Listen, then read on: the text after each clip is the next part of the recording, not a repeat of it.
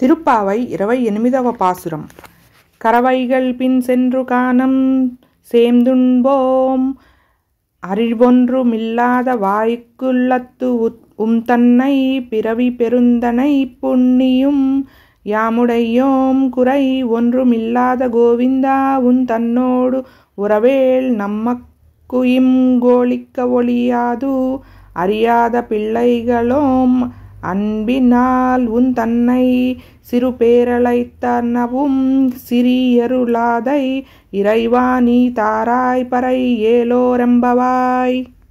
ఓ కృష్ణ, మేము అవివేక శిఖామణులము. తెల్లవారగానే చద్దిత్యాగి పశువుల వెంట అడవికి పోయి పశువులను మేపి సాయంకాలము తిరిగి చేరేవారము. వివేకము లేనివారము, అజ్ఞానులము, గొల్లపడుచులము.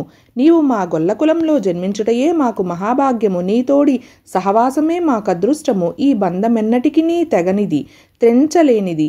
అందుకే మా గోపికాకులం ధన్యమైంది. పరిపూర్ణ కళ్యాణ గుణగణాలను ప్రకాశించే నీవు గోవిందుడవు. మాకు లోక మర్యాద మేమాత్రము తెలియక నిన్ను చిన్న చిన్న పేర్లతో పిలుస్తాము కృష్ణ. గోవిందా అని పిలిచాము స్వామి.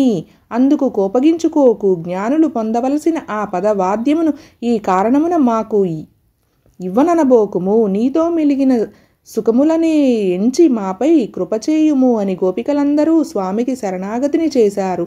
తమను అనుగ్రహించి వ్రతమును పూర్తి చేయగా ఆశీర్వదించమని, తమ తప్పులను సవరించమని క్షమాపణ కోరారు.